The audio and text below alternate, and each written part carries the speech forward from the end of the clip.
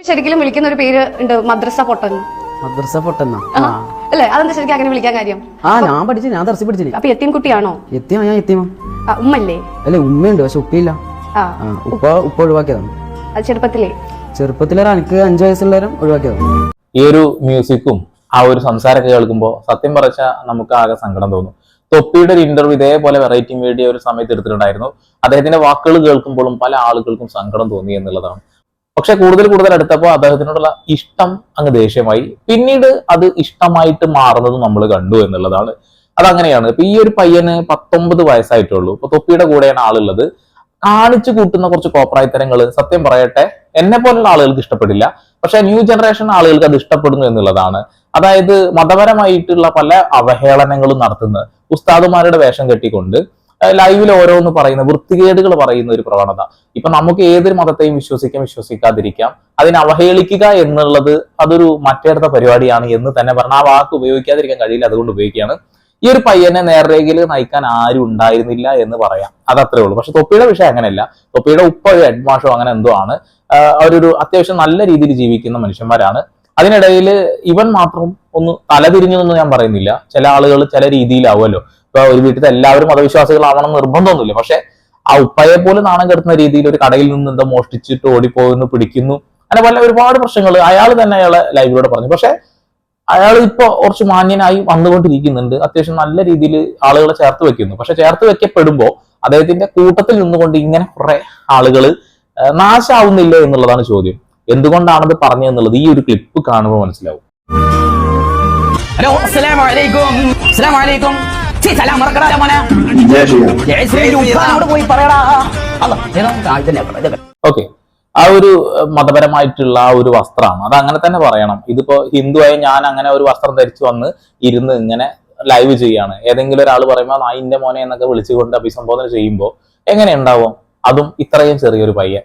ഇത് അവഹേളനം തന്നെയാണ്. ഇത്തരം കാര്യങ്ങൾ നമുക്കൊരിക്കലും അംഗീകരിക്കാൻ കഴിയില്ല. എന്നെ വേണമെങ്കിൽ തന്തവൈബ് ആക്കിക്കോളൂ, എനിക്കൊരു കുഴപ്പവും ആ വിഷയത്തിലില്ല. കാരണം ആ മതത്തിൽ വിശ്വസിക്കുന്ന അല്ല ഏതൊരു മതത്തിൽ വിശ്വസിക്കുന്ന വിശ്വാസികളായ ആളുകൾ അവഹേളിക്കുന്നത് ശരിയല്ലല്ലോ. ഇപ്പൊ ജസ്ന സലീം ഇപ്പൊ അമ്പലത്തിൽ കയറുന്നതിൽ ഒരുപാട് ആളുകൾക്ക് വെറുപ്പുണ്ട്, ദേഷ്യമുണ്ട്. അതെല്ലാവരും പുറത്തേക്ക് കാണിക്കുന്നുണ്ട്. ഇതും അങ്ങനെ തന്നെ കാണേണ്ട ഒരു വിഷയമാണ്.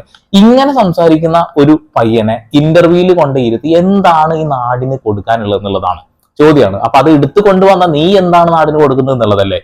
ഇങ്ങനെ ആവരുത് എന്നുള്ളതാണ് എന്റെ ഒരു കാഴ്ചപ്പാട്. ഇതാണ്. പക്ഷെ ഇവരതല്ല പറയുന്നത്. ഈ ഇന്റർവ്യൂയിലൂടെ അതൊരു മഹത്വൽക്കരിക്കുന്ന പോലെയാണ്. ആ മ്യൂസിക് കേട്ടാൽ തന്നെ മനസ്സിലാവും. ഞാൻ അങ്ങനെ ഒരു മ്യൂസിക് ഇട്ടിട്ടൊന്നും വലിച്ചു നീട്ടിയിട്ട് ഇങ്ങനെ പുണ്യാളനാണെന്നൊന്നും പറയുന്നില്ല. ഇവൻ കുറെ പൈസ ഉണ്ടാക്കുന്ന കാര്യത്തിൽ തർക്കമൊന്നും വേണ്ട. ഉണ്ടാക്കിയതിനു ശേഷം ചിലപ്പോ ഇപ്പൊ തൊപ്പി ചെയ്യുന്നത് പോലെ കുറച്ച് നല്ല കാര്യങ്ങളൊക്കെ ചെയ്യാനുള്ള സാധ്യതയുണ്ട്. പക്ഷെ ആദ്യം തന്നെ ഈ തെറ്റുകൾ ചെയ്യാതിരിക്കുക എന്നുള്ളതല്ല എല്ലാവരും ചെയ്യേണ്ടത്. ഇപ്പൊ ഞാൻ അങ്ങനെ അവഹേളിക്കുന്ന ഒരാളൊന്നല്ല. ഇങ്ങനെ വേഷം കെട്ടിക്കൊണ്ട് കളിയാക്കേണ്ട ഒരു കാര്യമല്ല, വിഷയമല്ല.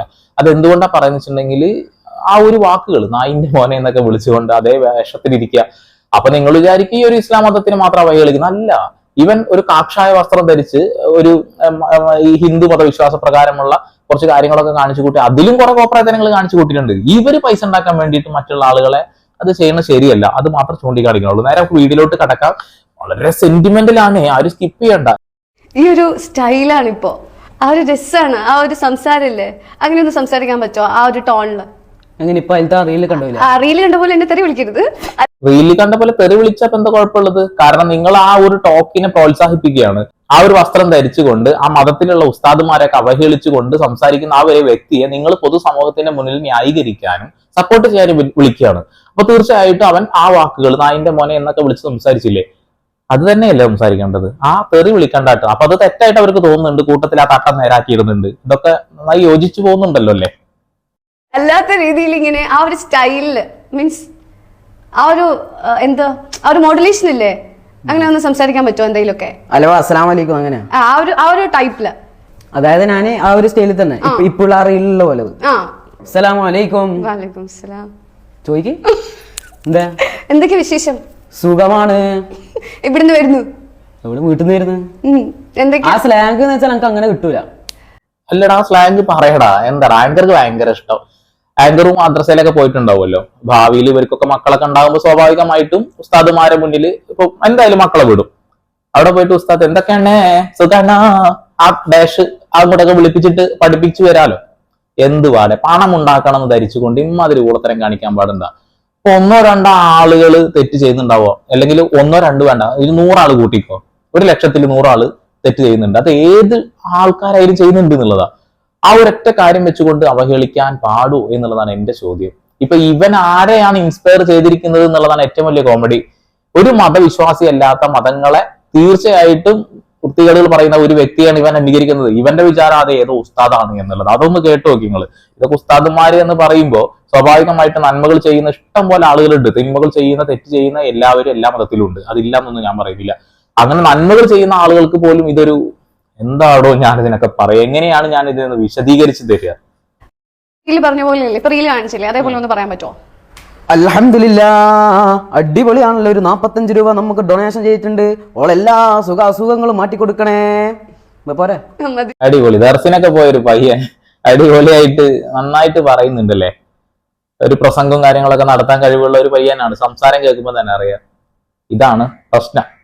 ഇപ്പൊ ഒരാള് ഹിന്ദു നാമധാരി ആണെന്ന് കൂട്ടുക, അവൻ പൂർണ്ണമായി ഹിന്ദു ആണെന്ന് ഒരിക്കലും പറയാൻ കഴിയില്ല. അതേപോലെ തന്നെ മുസ്ലിങ്ങൾ, ഒരു മുസ്ലിം നാമധാരിയായിട്ടുള്ള ഒരാൾ അല്ലെങ്കിൽ മുസ്ലിം കുടുംബത്തിൽ ജനിച്ചു എന്ന് കരുതിക്കൊണ്ട് അവൻ പൂർണ്ണമായിട്ടും ഒരു ഇസ്ലാം ആവില്ല. പൂർണ്ണം വേണ്ട, പകുതി പോലെ ആവാൻ കഴിയാത്ത ആളുകൾ ഉണ്ട് എന്നുള്ളത്. കാരണം എന്താ വെച്ചിട്ടുണ്ടെങ്കിൽ ഈ ഒരു ജനറേഷന്റെ ഒരു കുഴപ്പതാണ് ഈ ഒരു ലഹരി. ഇവൻ ലഹരി അടിക്കുന്നുണ്ടെന്നല്ല ഞാൻ പറയുന്നത്, ലഹരിക്ക് അടിമയാകുന്ന ഈ ഒരു വൃത്തികെട്ട കുറച്ച് പ്രവണതകളിലൂടെ കടന്നു പോകുന്ന ഒരുപാട് ആളുകളുണ്ട്. അത്തരം ആളുകൾക്ക് പ്രചോദനമാണ് ഈ പയ്യനൊക്കെ. എനിക്ക് അങ്ങനെ തോന്നിയിട്ടുള്ളത്. എല്ലാ മതങ്ങളും പഠിപ്പിക്കുന്ന മൂല്യങ്ങൾ ഒന്നാണ്, സ്നേഹമാണ്. പക്ഷെ പല ആളുകളും പഠിച്ചു വരുമ്പോൾ അത് മൂല്യത്തിന്റെ അപ്പുറത്തേക്ക് പോയിട്ട് കുറച്ച് പ്രശ്നങ്ങളിലേക്ക് പോകുന്നു എന്നുള്ളതാണ്. ഇവൻ ദർസിന് പോയി, അവന് പറ്റിയില്ല, ഇപ്പതാ ഇങ്ങനെ അതെ അവിടുന്ന് പഠിച്ച കാര്യങ്ങളൊക്കെ വെച്ചുകൊണ്ട് ചെയ്യുന്നു എന്നല്ല ആളുകൾ വിശ്വസിക്കുക അല്ലെങ്കിൽ വിചാരിക്കുക. ഇത് ശരിക്കും ആരെങ്കിലും ആക്കി പറഞ്ഞതാണോ? എങ്ങനാ? ഏത്? ഇപ്പൊ ഞാൻ എന്തെങ്കിലും ഒന്ന് പറയാൻ പറഞ്ഞപ്പോ പറഞ്ഞല്ലോ, ഏതിപ്പോ ഡൊണേഷൻ ചെയ്തത്? ആരാക്കിയാ സംസാരിച്ചേ? അതെന്ന് വെച്ചാൽ ഈ യൂട്യൂബിൽ കുറെ ഉസ്താദ്മാരെല്ലാം ഇങ്ങനെ ഇതാക്കുന്നുണ്ട്, ഡൊണേഷനിലും ചെയ്തിട്ട് ഇതുവരെയൊക്കെ പറ്റിക്കുന്നുണ്ടല്ലോ. അപ്പൊ അവരെ ട്രോൾ ചെയ്തതാ ഞാൻ. ഓക്കെ ഓക്കെ ഓക്കെ, കുറച്ച് ആളുകളുണ്ട്, ഞാൻ പറഞ്ഞു കുറച്ച് ആളുകളുണ്ട്, അതില്ല ഞാൻ പറഞ്ഞില്ല. പക്ഷെ ഇവൻ ഈ പറയുന്ന ആളാരാന്ന് മനസ്സിലായിട്ടുണ്ടാവും. അതായത് ഏത്തിസ്റ്റ് ആയിട്ടുള്ള ഒരാളാണ്. അയാള് ഇങ്ങനെ ദുവ ചെയ്ത് കഴിഞ്ഞാൽ അത് ഇത് എന്നൊക്കെ പറഞ്ഞുകൊണ്ട് ആളുകളെ പറ്റിക്കുന്ന തമാശ രീതിയിൽ അവഹേളിക്കുന്ന ഒരു വ്യക്തിയാണ്. ഈ അവഹേളിക്കാൻ തന്നെ ഇവൻ കൂട്ടു നിന്നപ്പോഴാണ് രസം. ദർസിന് പോയ ഒരു കുട്ടി, മദ്രസ പോലെയല്ല, ദർസിന് പോയിട്ട് ഉസ്താദ് ആവാൻ പോകുന്ന ഒരു പയ്യൻ അവിടെ നിന്ന് വന്ന് അവൻ പഠിച്ചു വെച്ചൊരു കാര്യം ഇതാണ് എന്നല്ലേ നമ്മൾ വിചാരിക്കുക, അല്ലെ? അപ്പൊ അതൊരു വലിയ മണ്ടത്തരല്ലേ? ഇവിടെ എല്ലാ മതങ്ങളും വേണം, എല്ലാ മതങ്ങളും ഇല്ലാതിരിക്കുന്ന ഒരു അവസ്ഥ വലിയ അപകടമാണ് എന്നുള്ളതാണ്. നമ്മൾ പലപ്പോഴും പറയും, അയ്യോ ആ മതത്തിലുള്ള കുറച്ച് തീവ്രവാദികൾ കാരണം ജീവിക്കാൻ പറ്റില്ല എന്ന്. ഇത് പൊതുവായിട്ടുള്ളൊരു ടോക്കാവും. പക്ഷെ സത്യം പറയട്ടെ, അങ്ങനെ ഒരു മതം ഇല്ലെങ്കിലും പ്രശ്നമാണ് എന്നുള്ളതാണ്. നിങ്ങളും ചിന്തിച്ചു നോക്കിയാൽ മതങ്ങളില്ലാതെ ഈ രാജ്യം മുന്നോട്ട് പോകാൻ വലിയ ബുദ്ധിമുട്ടാണ്. നമ്മുടെ രാജ്യം മുന്നോട്ട് പോകാൻ ബുദ്ധിമുട്ട്. ജനാധിപത്യ രാജ്യമാണ്. ജനാധിപത്യ രാജ്യത്തിന് ഓരോരോ മതേതര മൂല്യങ്ങളൊക്കെ ഉണ്ട്. ആ മൂല്യങ്ങൾ ഉൾക്കൊണ്ടുകൊണ്ടാണ് നമ്മൾ പോകുന്നത്. നമ്മുടെ ഭരണഘടന അങ്ങനെയൊക്കെയാണ് പോകുന്നത്. തെറ്റുകൾ ചെയ്യുന്ന ആളുകളുണ്ട്, ചൂണ്ടിക്കാണിക്കുക. പക്ഷെ ഇതൊരു തെറ്റായ ധാരണ എല്ലാ ആളുകൾക്കും ഉണ്ടാക്കി കൊടുക്കുക. എനിക്ക് തോന്നിയപ്പോ ഞാൻ പറഞ്ഞു എന്നുള്ളൂ കേട്ടോ. നിങ്ങൾക്ക് ഇത് ഏത് രീതിയിൽ വേണമെങ്കിലും എടുക്കാം. ശരിക്കും റിയൽ ലൈഫില് എനിക്ക് തോന്നുന്നു മമ്മൂന് ഇങ്ങനത്തെ കുറെ അനുഭവങ്ങളൊക്കെ ഉണ്ടായിട്ടുണ്ടാവണം. എങ്ങനത്തെ അനുഭവം? ഈ ഒരു എന്താ പറയാ, ഇപ്പൊ ഉസ്താദുമാരെയൊക്കെ പറയാണ്ടായല്ലോ. ഞാൻ പഠിച്ചു, ഞാൻ ദർസി പഠിച്ചിനെ. അതെ, ഞാൻ കണ്ടു. എവിടെ കണ്ടത്? ഒരു അത് കാണിക്കാം. അല്ല, ഞാൻ ദർസി പഠിച്ച വീഡിയോ ഒന്നും ഇറങ്ങിയിട്ടില്ല. ഇല്ല, പക്ഷെ ദർസിൽ പഠിച്ച നല്ല അങ്ങനെ ഒരു ഡ്രസ്സിംഗ് ഒക്കെ ചെയ്തിട്ട് ഒരു പാട്ടൊക്കെ പാടുന്ന ഒരു വീഡിയോ ഉണ്ടായിരുന്നല്ലോ. അപ്പൊ എനിക്ക് മനസ്സിലായി പഠിച്ചിട്ടുണ്ടെന്നുള്ളത്. തൊപ്പി ശരിക്കും വിളിക്കുന്ന ഒരു പേര് ഉണ്ട്, മദ്രസ പൊട്ടെന്ന്. മദ്രസ പൊട്ടെന്ന? മദ്രസ പൊട്ടെന്ന് ആ വാക്ക് എത്ര വലിയ ഭീകരമായിട്ട് ഒരു വാക്കെന്ന് ആലോചിച്ച് നോക്കിയേ. സംഘികൾ ഇവിടെ പൊതുവെ ഏതൊരു മുസ്ലിം ആയിട്ടുള്ള യുവാക്കൾ, യുവതിയാണെങ്കിൽ ആരെങ്കിലും അങ്ങനെയാണ് അവർ വിളിച്ച് അഭിസംബോധന ചെയ്യുക, മദ്രസ പൊട്ടെന്നുള്ളത്. അതായത് പിന്നെ വാക്കുകൾ ഞാൻ ഉപയോഗിക്കുന്നില്ല, അത്ര വൃത്തികെട്ട രീതിയിലാണ് ആ വാക്കുകൾ ഉപയോഗിക്കുന്നത്. അപ്പൊ അതൊരു വലിയ തെറ്റല്ലേ? ഒരു വലിയ തെറ്റിനെയാണ് തൊട്ടടുത്തിരുന്നിട്ട് ഈ ഒരു പെൺകുട്ടി, എനിക്ക് തോന്നുന്നത് ദീനിയാണെന്ന് ഞാൻ പറയുന്നില്ല, ദീനി എന്ന് പറഞ്ഞിട്ടുണ്ടെങ്കിൽ ഇതൊക്കെ തന്നെയല്ലേ, അതായത് മതവിശ്വാസം കാത്തു സൂക്ഷിക്കുന്നവർ എന്നുള്ളതാണ്. അപ്പൊ അതിൽ എങ്ങനെ പെടുത്താന്ന് എനിക്കറിയില്ല. എന്തായാലും തട്ടമിട്ട ഒരു പെൺകുട്ടി, അങ്ങനെ പറയാലോ, ഇനിയിപ്പോ അതിന് വേറെ അവഹേളനമായിട്ടൊന്നും പറയണ്ട, തട്ടമിട്ട ഒരു പെൺകുട്ടി ഈ ഒരു കാര്യം തെറ്റാണെന്ന് മനസ്സിലായിട്ടും ഈ ഒരു ചാനലിന്റെ വളർച്ചയ്ക്ക് വേണ്ടിയിട്ടും അവർക്ക് സമ്പത്ത് ഉണ്ടാക്കാൻ വേണ്ടി കൊണ്ടും പറയുന്ന വാക്കാണ് നിന്നെ മദ്രസ പൊട്ടൻ എന്നല്ലേ വിളിക്കുന്നത്. അതിൽ തിരുത്തൊന്നുമില്ല, അതൊരു തെറ്റായ വാക്കാണെന്ന് പറയുന്നില്ല, അതൊരു നല്ല വാക്കായിട്ട് തന്നെയാണ് പറയുന്നത്. ഓപ്പോസിറ്റ് ഇരിക്കുന്നവൻ പറയുന്നു ഞാൻ ദർസൊക്കെ പഠിച്ചൊരു കുട്ടിയാണല്ലോ, ഓക്കെ ആയില്ലേ, വിശേഷമായില്ലേ. ജനങ്ങളിലേക്ക് ഒരു തെറ്റായ ധാരണ ഉണ്ടാക്കി കൊടുക്കുക. വേറൊരു ലക്ഷ്യം ഈ ചാനലിലൂടെ ഈ ഒരു ഇന്റർവ്യൂവിൽ അവർ കൊടുക്കുന്നില്ല. അല്ലേ? അതെന്താ ശരിക്കും അങ്ങനെ വിളിക്കാൻ കാര്യം? മദ്രസ എന്ന് പറഞ്ഞാൽ മദ്രസയിൽ ഞാൻ ഒരു കാര്യം പറയാം, ഞാൻ മദ്രസയിൽ പഠിച്ചോണ്ടാണ് എനിക്ക് ഇത്രയും മദ്രസ നല്ല ദർസ് എന്ന് പറഞ്ഞ സംഭവം ഉണ്ട്. അതായത് അതൊരു ജയില് പോലത്തെ ഒരു സംഭവമാണ്. ജയിലൊന്നും ജയിലിൽ അതായത് നമുക്ക് പുറത്തൊന്നും പോകാനൊന്നും പറ്റൂല. അതായത് ഞാനിപ്പോ 6ാം ക്ലാസ്സാ 6ാം ക്ലാസ്സിൽ നിന്നാണ് ഞാൻ ദർസിലേക്ക് പോകുന്നത്. അതായത് എൻ്റെ നാട്ടിലെ അടുത്ത് തന്നെ, അത് 3 കിലോമീറ്റർ. അപ്പോൾ എന്നെ 6ാം ക്ലാസ്സിൽ അവിടെ ചേർത്തി. അതിന് മുമ്പ് ഞാൻ യത്തീംഖാന പഠിച്ചിട്ടുണ്ട്. എൻ്റെ നാട്ടിൽ തന്നെ യത്തീംഖാന പഠിച്ചിട്ടുണ്ട്. ഓക്കെ, ഒരു ജയില് പോലെയാണ് എന്ന് പറയുന്നത് ഈ യത്തീംഖാന അല്ലെങ്കിൽ ദർസ് എന്ന് പറഞ്ഞിട്ടുണ്ടെങ്കിൽ ആ മതത്തെ പഠിക്കാൻ വേണ്ടി പോകുന്നതാണ്. തീർച്ചയായിട്ടും അതിൽ സിനിമ ഉണ്ടാവില്ല, സംഗീതം ഉണ്ടാവില്ല, അശ്ലീലങ്ങളൊന്നും ഉണ്ടാവില്ല. അത് ആദ്യം തന്നെ പറയാം. അവിടെ കൃത്യമായിട്ട് ആ മതം മാത്രമേ പഠിപ്പിച്ചു കൊടുക്കുന്നുള്ളൂ. മതം എന്ന് പറയുമ്പോൾ ഖുറാനാണ് പാരായണം ചെയ്യാനാണ് പഠിപ്പിക്കുന്നത്, ഖുറാൻ മനഃപ്പാഠമാക്കാനാണ് പഠിപ്പിക്കുന്നത്, ഖുറാൻ ഓതാൻ പഠിപ്പിച്ചു കൊടുക്കുന്നു എന്നുള്ളതാണ്. ഈ ഒരു സ്ഥലത്തേക്ക് ഈ പയ്യൻ എത്തിപ്പെട്ടിട്ടുണ്ട്. അത് എത്തിപ്പെടുന്നത് എന്തുകൊണ്ട് എങ്ങനെയാണ് എന്ന് ഈ വീഡിയോയിലൂടെ മനസ്സിലായി. യത്തീംഖാനയിലൊക്കെ നിന്ന് പഠിച്ചതാണ്. അതായത് അവൻ യത്തീമാണ്, ഉപ്പയില്ല. ഉപ്പ ഇവനെ ചെറിയ പ്രായത്തിൽ തന്നെ ഇവന്റെ വീട്ടുകാരെ ഒഴിവാക്കി പോയതാണ്. പട്ടിണി കാരണമാണ് ഇവൻ അവിടെ എത്തിപ്പെടുന്നത്. അതായത് ഇവനെ ആരെങ്കിലും പറഞ്ഞ് മനസ്സിലാക്കി കൊടുത്തോ, അല്ലെങ്കിൽ ഈ ഒരു കാര്യം പഠിച്ചു കഴിഞ്ഞാൽ ഇങ്ങനെ ഉസ്താദ് ആവാനാണ് എന്നുള്ള കാര്യങ്ങളൊന്നും മനസ്സിലാക്കി കൊടുത്തിട്ടല്ല വിട്ടിട്ടുള്ളത്. സ്വാഭാവികമായിട്ടും അങ്ങനെ ചെയ്യുമ്പോൾ അവിടെ എത്തുമ്പോൾ ഉണ്ടാവുന്ന ഒരു അപകടമാണെന്നാണ് എനിക്ക് തോന്നുന്നത്. അല്ലെ, ഇതൊരു ഏജിന്റെ പ്രശ്നമായിട്ടാണ് എനിക്ക് തോന്നുന്നത്. അത്രയും ചെറുപ്പത്തിൽ പട്ടിണി മാറ്റാൻ എന്നോണം മാത്രം കൊണ്ടാക്കിയ അങ്ങനെ ഇതൊരു തെറ്റായ ധാരണ തന്നെയാണ് ആളുകളിലേക്ക് എത്തിക്കുന്നത്. ഭക്ഷണം കിട്ടുന്നു അതുകൊണ്ട് പോയി എന്നുള്ളത്. തുടർന്ന് കേൾക്കാം, പറയുന്ന വിശദീകരണം കേൾക്കുമ്പോൾ നിങ്ങൾക്ക് അവനോട് സ്നേഹമാണോ വെറുപ്പാണോ തോന്നുന്നു നോക്കാലോ. യത്തീംഖാന മനസ്സിലായി, എന്താന്ന് മനസ്സിലായി, എന്താണ് പാവപ്പെട്ട കുട്ടികളെയൊക്കെ യത്തീം എന്നുള്ളത് മനസ്സിലായി. ആരുമില്ലാത്ത. അപ്പൊ യത്തീം കുട്ടിയാണോ? യത്തീമാ. ഉമ്മല്ലേ? അല്ലെ, ഉമ്മയുണ്ട് പക്ഷെ ഉപ്പയില്ല. ഉപ്പ ഒഴിവാക്കിയതാണ് ചെറുപ്പത്തിലൊരു എനിക്ക് 5 വയസ്സുള്ളവരും ഒഴിവാക്കിയതാണ്. അപ്പൊ ശരിക്കും മമ്മൂന് ആരാ ഉള്ളത്? ഉമ്മയും അനിയനും. നമ്മൾ രണ്ടാളും മാത്രമേ ഉള്ളൂ വീട്ടില്. ഉമ്മയെ ഉപേക്ഷിച്ചുകൊണ്ട് ഉപ്പ പോയി. അതായത് 5 വയസ്സിൽ പോയി. ഇപ്പൊ 19 വയസ്സ്, ഏകദേശം ഒരു 10-15 വയസ്സ് അല്ലെങ്കിൽ 14 വയസ്സ് ആയിട്ടുള്ള ആൾക്ക് സംസാരം കേൾക്കുമ്പോ ഒരു വലിയൊരു സംഭവം കീഴ്പ്പെടുത്തിയത് പോലെയാണ്. പ്രവൃത്തി നമ്മൾ കേട്ടു. ഓരോ ആളുകൾ അവഹേളിക്കുന്ന രീതിയിലുള്ള പല വീഡിയോസും ഉണ്ട്. വൃത്തികേടുകൾ എനിക്കത് ആവർത്തിക്കാൻ കഴിയില്ല. സ്വയംഭോഗം, അത് ഇത് എന്നൊക്കെ പറഞ്ഞുകൊണ്ട് അതിന്റെ വേറെ കുറെ അശ്ലീല പദങ്ങളുണ്ട്. അതൊക്കെ ഉപയോഗിച്ചുകൊണ്ടാണ് ലൈവ് ഇട്ടുകൊണ്ടിരിക്കുന്നത്. MRZ എന്ന തൊപ്പി, അങ്ങനെ എന്തോ ഒരു സാധനമാണ് ഇവന്റെ ചാനൽ, MRZ മമ്മു, അങ്ങനത്തെ സംഭവമാണ്. കുറെ ആളുകൾ ഇൻസ്പയർ ആയിട്ട് ഇവന്റെ കൂടെ പോകുന്നുണ്ട്. അപ്പൊ തൊപ്പിയുടെ അടുത്ത് തന്നെ ഒരുപാട് ആളുകൾ വന്നുകൊണ്ടിരിക്കുന്നുണ്ട്. ഈ തൊപ്പി തന്നെ പലപ്പോഴും പറയുന്നുണ്ട്, പല ആളുകളും എന്റെ വീട്ടിൽ ഉമ്മാർത്ത് വന്ന് തന്നെ കാത്തിരിക്കുകയാണെന്നുള്ളത്.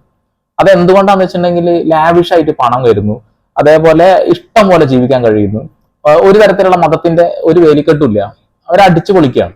അതിനിടയിൽ മറ്റുള്ള മതങ്ങൾ അവഹേളിക്കുന്ന രീതിയിലുള്ള ഇത്തരം കാര്യങ്ങളും ചെയ്തുകൊണ്ടേയിരിക്കുന്നുണ്ട്. അതിനൊക്കെ സപ്പോർട്ടായിട്ട് ഒരാള്, ഒരു നേതാവ് എന്ന രീതിയിലാണ് തൊപ്പി മാറിക്കൊണ്ടിരിക്കുന്നത്. പക്ഷെ പലപ്പോഴും പല വീഡിയോസും കാണുമ്പോൾ നല്ലതും തോന്നാറുണ്ട്, ചില ചീത്തവും തോന്നാറുണ്ട്. ഇപ്പൊ ഇവന്റെ കുറച്ച് വീഡിയോസ് മോശമായിട്ട് തോന്നിയിട്ടുണ്ട്. അതുകൊണ്ടാണ് എടുത്തു പറയുന്നത്. മുഴുവൻ കേൾക്കാം. മമ്മുന്റെ പേര് മമ്മു തന്നെയാണോ? അല്ല, മുഹമ്മദ്. ശരിക്കും എത്ര വയസ്സായി മമ്മുന്? എനിക്കിപ്പോ 19 വയസ്സ് അല്ലേ? അപ്പൊ എത്ര വയസ്സിലാണ് ശരിക്കും ഇങ്ങനെ വരുന്ന മമ്മു ഇങ്ങോട്ടേക്ക് വരുന്നത്? ഈ ഒരു ഇവിടുത്തെ ആരത് തൊപ്പിന്റെ അടുത്തേക്കാ? തൊപ്പിന്റെ അടുത്തേക്ക് ഞാൻ പറഞ്ഞു, ഞാൻ ദർശന ആറുന്നതിൽ പറയട്ടെ, ദർശനത്തിൽ പറയട്ടെ. അതായത് ഞാൻ ദർശി പഠിച്ച്.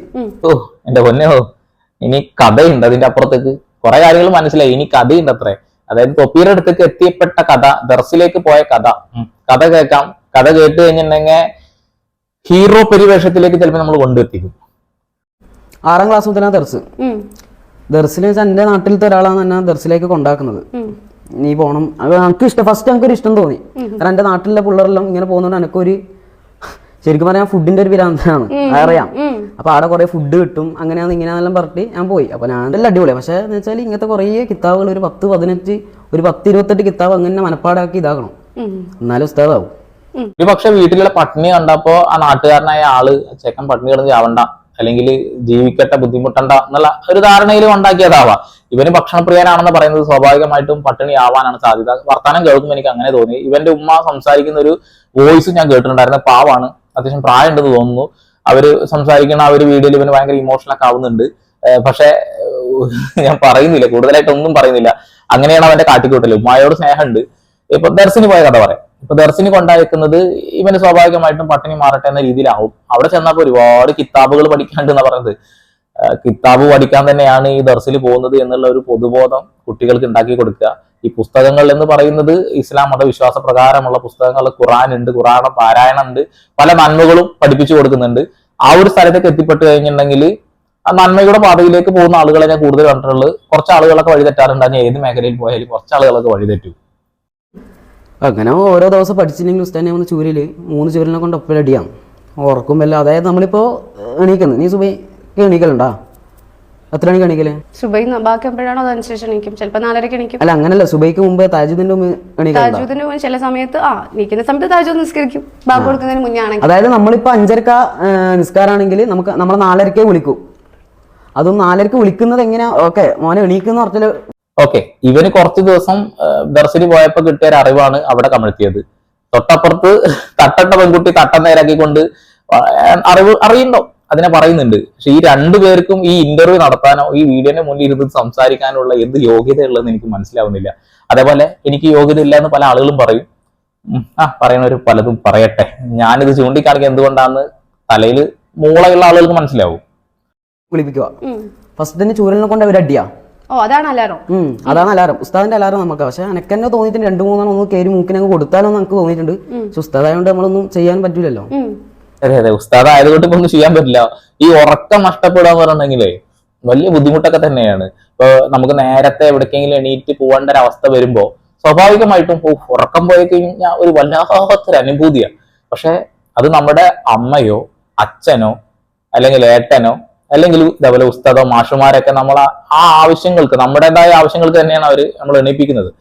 ആ ഒരു സമയത്ത് നമുക്കൊരു മൂക്കിന് കുത്താനൊന്നും തോന്നാറില്ല. ഇവന് ചെറുപ്പത്തിലെ ആ ഒരു മനോഭാവം ഉണ്ടായിരുന്നു എന്നാ പറയുന്നത്. അതായത് ഫുഡ് കിട്ടുമെന്ന് പറഞ്ഞുകൊണ്ടാണ് ഞാൻ ദർസിലേക്ക് പോയത് തന്നെ. മനസ്സിലായോ? അങ്ങനെ പോയിട്ട് ഞാൻ അവിടെ അകപ്പെട്ടതാണ് സംഭവം. അവനൊരു താല്പര്യമില്ലാതെ അവൻ അവിടെ പോയി പെട്ടതാണ് എന്നാണ് ആള് പറയുന്നത്.